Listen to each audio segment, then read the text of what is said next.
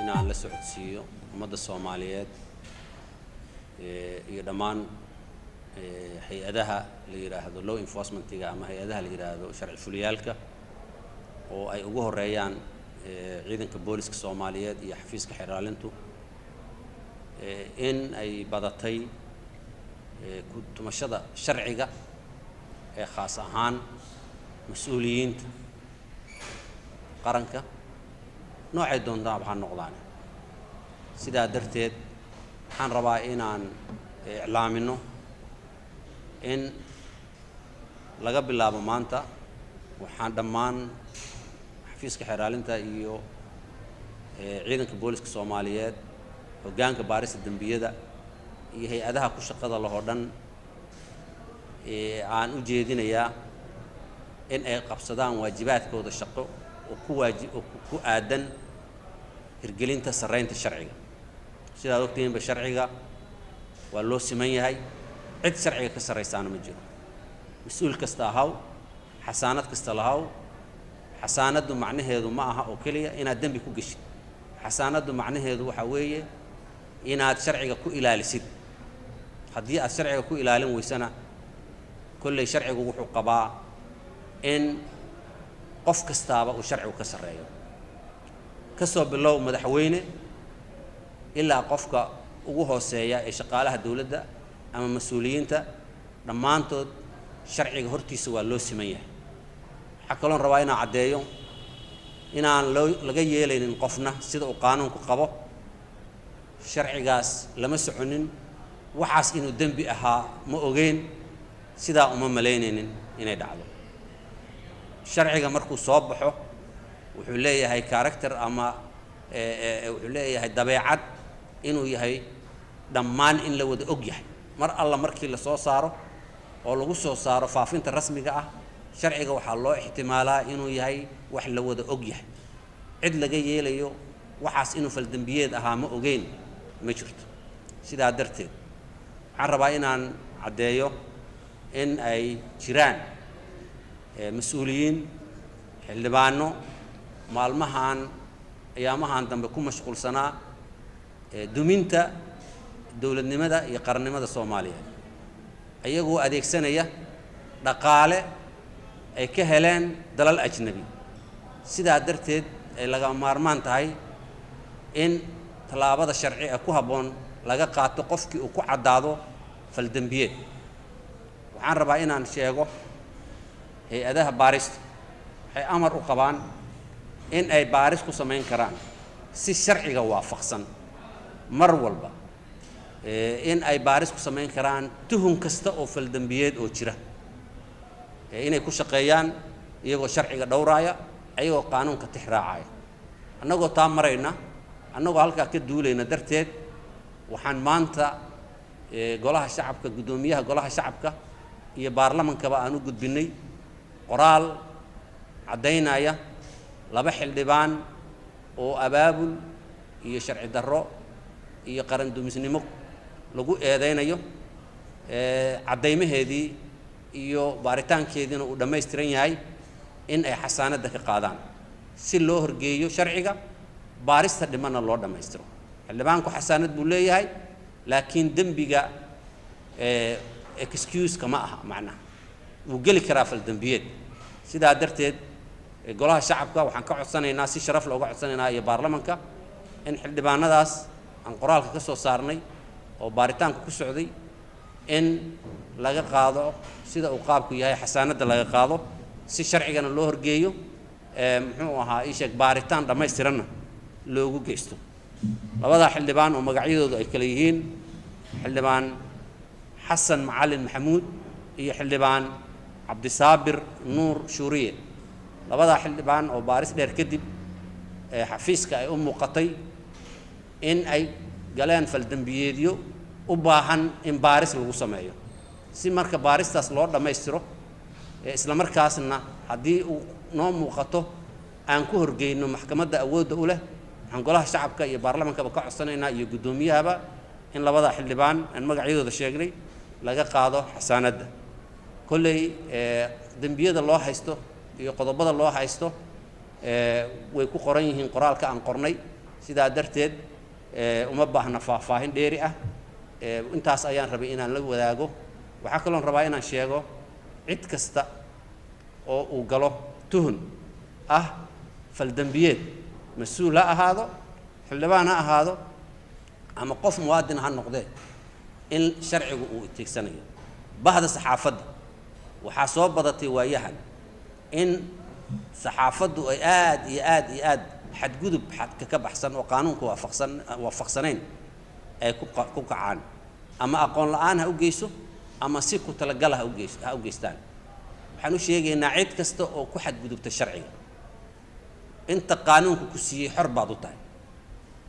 qaanuunka inaad ku dhaqantaan haddaad qaanuunka ku xadgudubtaan sharciga inaad feesgareynaysaan amar ayaan idinku siinayaa cid kasta oo isku dayda xadgudub sharci oo ama ha noqoto saxaafad ama ha noqoto cid kaleba ama ha noqoto khalkhalgelin in tallaabada sharci ee ku habboon aad ka qaadataan oo sharciga iyo kala sarreynta iyo kala dambeynta loo hoggaansamo cidna waxa uu qaanuunku siiyey lagama qaadayo cidna laguma xadgudbayo laakiin ama ogaal ahaan la'aan ha noqoto ama ku talagal ha noqotay waxaa aad u batay inaan loo aaba yeelin ku tumashada sharciga sidaa darteed xafiiska xeraalinta iyo hay-adda booliska qaranka Soomaaliyeed khaas ahaan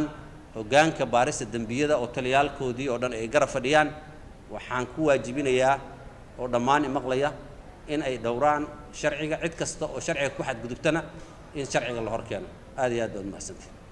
shirkan oo ay ka soo qayb galeen xubno ka tirsan xildhibaanada baarlamaanka Soomaaliya oo shir gudoominayay gudoomiyaha baarlamaanka Soomaaliya Professor Maxamed Sheekh Cusmaan Jawaari ee xildhibaanadu carag kaga muujiyeen hadalkii ka soo yaray maanta xiriirlaaliyaha guud ee qaranka shirka waa mid albaabada ay u xiran yihiin ayaa markii uu soo idlaaday waxa TV-ga Somali Cable la hadlay xildhibaan Axmed Macalin Fiqi oo sheegay in xiriirlaaliyaha uusan sifo sharci ah ku haynin xilkaas isla markaana uu yahay hadalka ka soo yaray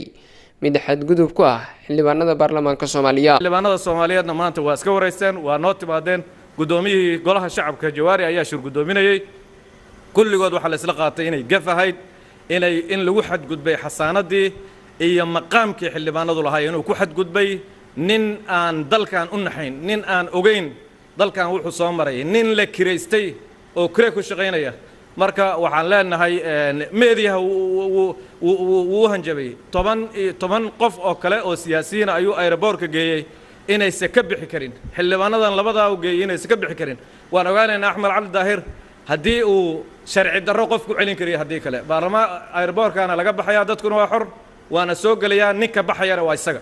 ninka baxaya oo dalkan ziyaadada ku ah oo yimid oo muwaadiniintan markay ka shaqeynayeen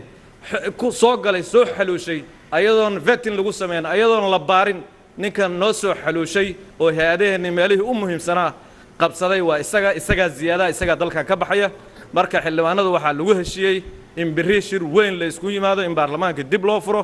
ayay xildhibaanadii waxaana furi kara baarlamaanka 55 xildhibaan baa codsan karta haddana warqadii waa la wada qoray waxaan rajaynaynaa in baarlamaanku dib nuugu furmi doono maalmaha fooda nugu soo haya lagana arintaana laga hadli doono duulaankan qaawan ee uu Axmed Cali Daahir ku soo qaaday hay'adii sharci dejinta isagoo ajende dalal kale iyo ajende ummad kale asagoo wata marka arintaas jawaabtaas laga bixinayaa ilaahay idinkiis dadka Soomaaliyeed waxaan leenahay hal la isdejiyo wax dhibaato ah weyn kan waa la isaga filan yahay xildhibaanadu way isaga filan yihiin dib weyn ma jiro dadka aad bay uga godoodeen runtii xildhibaanadii isku mowqif ay wada noqdeen baarlamaanka golaha shacabka Soomaaliya ebel baa la soo weeraray waxay la macna tahay baarlamaanka sharaftiisa waa la soo weeraray xeer hoosaadka waxa ku qoran baarlamaanka inaan xildhibaan la soo xiri karin la baari karin iyadoon golaha baarlamaanka golaha shacabka ogolaansho looga haysan bal fiiri waan soo baarnoo yiri soo khiyaano maahan khiyaano way sharciga isaga ku xadgudbay sharcina uu sheeganaya marka arintaas runtii jawaabteeda ku habboon oo sharciga ayaan bixin doonaa laakiin waxa weeye dalkan mudda ma aragtay dhibaato la isku dulqaatay mudda sharci darro uu ku soo jiray dalkan dawladnimadiisana lagama weecanayo in xildhibaanada aragtidooda si xor ah ay u sheegtaana lagama weecanayo wixii ziyaado ku ah qarankana oo iyagu qaran dumis oo xafiisyadii dalka raba inay ummaddii iska hor keenaan bay rabaan inay shacabkii xildhibaanadan ay soo doortay iyo dawladdii inay iska hor keenaan buu ka shaqaynaya Axmed Cali Daahir waayo ma oga meesha dalkan laga keenay Ilaaliye Axmed Cali Daahir ayaa xilli maanta warbaahinta uu shir jiraayad ugu qabtay Muqdisho waxa uu ka dalbaday baarlamaanka Soomaaliya in xasaanada ay kala noqdaan laba xildhibaan oo ku eedeeyay dawlad dumis iyo in dalalsheeye lacag ay ka soo qaateen. Waxaan rabaa inaan caddeeyo in ay jiraan mas'uuliyiin xildhibaano maalmahan ayaamahan dambe ku mashquulsanaa duminta dawladnimada iyo qarannimada Soomaaliya ayagoo adeegsanaya dhaqaale ay ka heleen dalal ajnabi si sharcigana loo horgeeyo muxuu ahaa isheeg baaritaan dhammaystiranna loogu geysto